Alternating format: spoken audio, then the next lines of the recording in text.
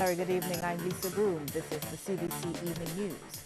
It appears a resolution to the impasse between the Barbados Investment and Development Corporation and the National Union of Public Workers may be at hand. And this could stave off a move to escalate industrial action over the corporation's recent decision to retire 13 workers. For over 4 hours today, Labour Minister Senator Dr. Esther Bayer chaired a meeting of the Subcommittee of the Social Partnership at the Lloyd Erskine Sandiford Centre. Although she remained tight-lipped, the Labour Minister told reporters the BIDC had put forth an offer that had not been rejected by the NUPW. We now have a firm offer that has been put on the table from BIDC to the NUPW. The NUPW has indicated that they need now to go back to their people, their council and so on, and that we will have a response from them very shortly. All right, they actually did say by tomorrow we would have a response from them. So there is an offer on the table, an offer that has not been rejected, and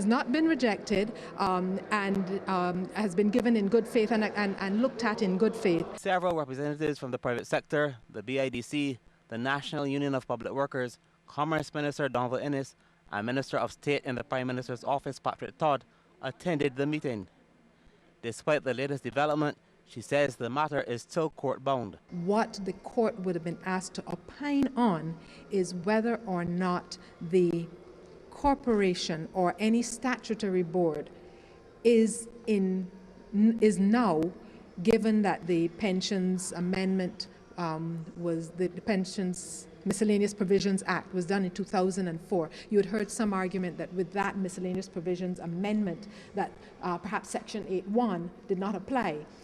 Some will tell you no, that amendment spoke to Section 8.2, but Section 8.1 still applies. The NUPW has already put on notice its decision to up its industrial action with involvement from immigration and customs officers.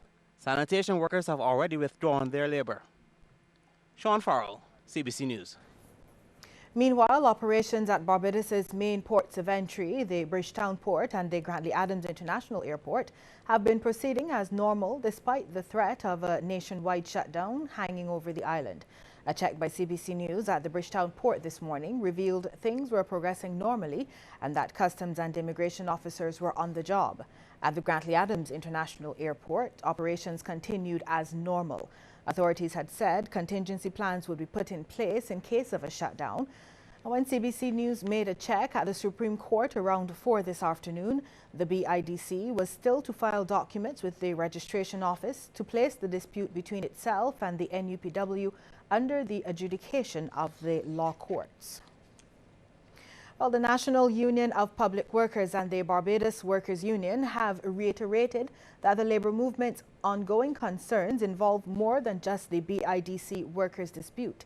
The unions have specifically identified a breakdown in respect, a failure to consult, and a breach of the Barbados Social Partnership protocols and the rules underpinning the time-tested industrial relations system of Barbados. Reflecting on the handling of government's retrenchments since 2013, the unions say while they are now being accused of applying bullying tactics and not following the process, the government has further provoked the situation by issuing option forms to workers at the Customs Department. They say this is being done even while consultations are still ongoing and commitments made by government to resolve all outstanding issues before moving to this step. And in view of the shutdown that was planned, we asked Barbadians if they agreed with the proposed strike action. I don't feel necessary shutdown in our country. I feel if the Prime Minister get with it and deal with it, I feel the Prime Minister should deal with it. A national shutdown is not what we want, to be honest. But we need to address the issues. I like persons who are in a position to come forward and do what they have to do. Do it, stop shirking, step out and address the issue so we can get on with the issue, the whole business of running this country, because we don't have time for this. I believe that the union is right because this could be a precedent that may be going on for a time. I see the big sense like 3,000 people get laid off and 10 people, we should shove out the whole about, we should suffer for 10 people. To me, it's too early for that. It should negotiate some more. I think the country really needs to stand up for what is right, and we can't continue like this in Barbados. And we told you earlier about that meeting with the social partnership. while Labour Minister Dr. Bayer has described the tripartite arrangement as alive and well. If you notice, it's gone completely differently this time. The matter went to the ministry. In fact, the matter wasn't taken to the ministry. The ministry went to the matter, right? And now, after all of that, we are back here at the social partnership. Usually you go to the social partnership first, but the social partnership does have, as I said, under the protocol, section 11.2 of the protocol, they actually do have the mandate, the social partnership subcommittee, to hear matters such as this in an effort to bringing back harmony to our industrial relations climate. She says during today's meeting, other issues were also discussed. There were other issues that were discussed, like, for example, when we met last week, as you know, I met with the union twice last week. So they did have other concerns. Those were mentioned as being peripheral to this matter, being significant, yes, but not being central to the matter, so that we have given a commitment that there's some other issues that we will have to look at. The matter of age discrimination is one that was raised, and so we did give a commitment that after this, we will look at the issue of age discrimination. In other news now, the Barbados economy has grown by about 0.5% so far this year. However, the economy is projected to grow by about 1% for the remainder of this year, rising to between 2 and 2.5% over the next 3 years. This is according to Central Bank Governor Dr. Delisle Worrell, who revealed the new figures in the bank's half-year report on the economy. Tourism and construction should be the main drivers. Recent efforts to enhance the tourism product and enrich the visitor experience are beginning to take effect. Public sector investment projects already underway and projected over the next 3 years total $567 million. Private investment in hotels and tourism-related projects over the same period are expected to be about $2 billion. Dr. Worrell also says the growth of green energy production has the potential to accelerate the overall growth rate if installations can be significantly ramped up. Coming up after the break, strong opposition to the plasma gasification plant in Barbados. Stay with us.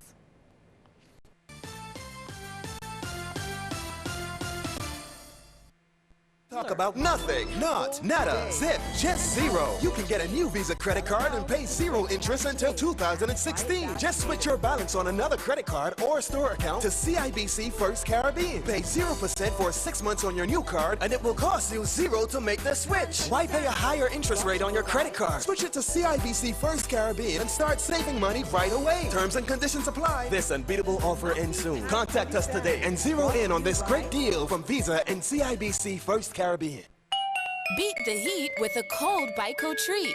Bond products from Baico are now at super low prices. Indulge yourself with real fruit bar flavors in the new chocolate fudge bar, just $1.50, and the nutty choco nut bar, now only $2.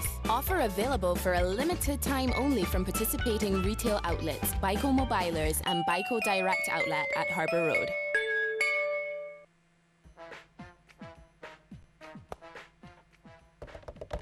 Coming up on festival stage Wednesday morning, the Princess of Soca, Shanta Prince, will join us, officials from the Ministry of Health, as we look at the licenses that are necessary for the running of the Crop Over Festival.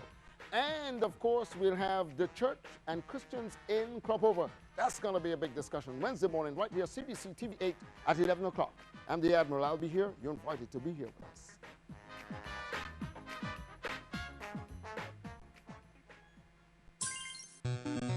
Whoever said local football was just a kid's game.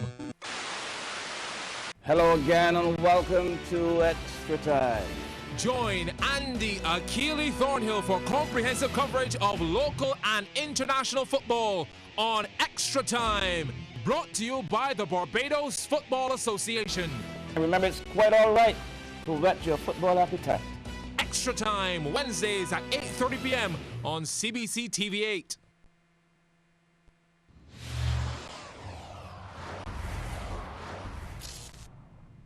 Make no mistake, when you're looking for the #1 source of the latest business news in Barbados, the region, and beyond, It has to be The Bottom Line, produced and presented by me, Ryan Broom, every weekday morning on CBC's 94.7 FM at 7:50 a.m. It comes to you with the kind compliments of the Barbados Workers Union Cooperative Credit Union Limited, reminding you to save smart and borrow smarter. So remember, make it your business to tune into The Bottom Line, the best source for business news on the radio.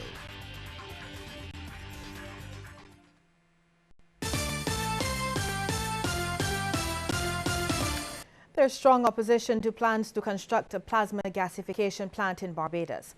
Visiting American academic Paul Connett is opposed to the project. The retired professor of environmental chemistry and toxicology was speaking during a town hall meeting organized by the Future Center Trust last evening at the Lester Vaughan School. Professor Connett, director of the American Health Studies Project, says it is bad for Barbados as a whole. It is absolutely not applicable for mixed waste with today's technology, which is what they plan to burn. At least 60% of it's going to be municipal solid waste, and another 40% or so is going to be cane grass. Another very negative factor is that the energy balance very often has turned out to be negative. In other words, in some cases, they've had to put more energy in to gasify the solids than they get out. Several Barbadians attended the meeting, including residents of St. Thomas. Executive Director of the Barbados Renewable Energy Association, Clyde Griffith, distanced his organization from the Cahill project. I'm very, very upset about it. I go around the country every day talking to people. People ask me about Cahill. I can't do anything else but discuss Cahill. Lenny St. Hill said it's science fiction. It's not really science fiction. It is real. It's a serious problem we have in this country. But what we are doing, the Barbados Chamber of Commerce and Industry, the Green Committee, the Barbados Renewable Energy Association, and others, the Barbados Light and Power, we are coming up with 100% renewable energy strategy for Barbados. Up to $2 million has been dispersed to over 200 clients for the enhancement of the local farming industry. This is since the launch of the Rural Development Commission's Loans Program. This was revealed by Director of the organization, Randolph Outram, at a workshop on brooding practices. The workshop, in collaboration with Pinnacle Feeds, comes in response to the rapid modernization of the poultry industry in Barbados. As a result, he believes money invested in the local poultry industry is money well spent. We wish to continue to contribute to the overall development of all this too important industry.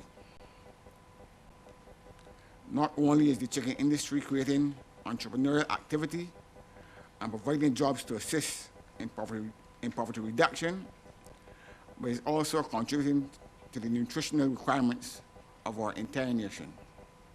Mr. Outram further lauded the efforts of Pinnacle Feeds in conducting the workshop. He believes their continued involvement in the poultry industry will be beneficial.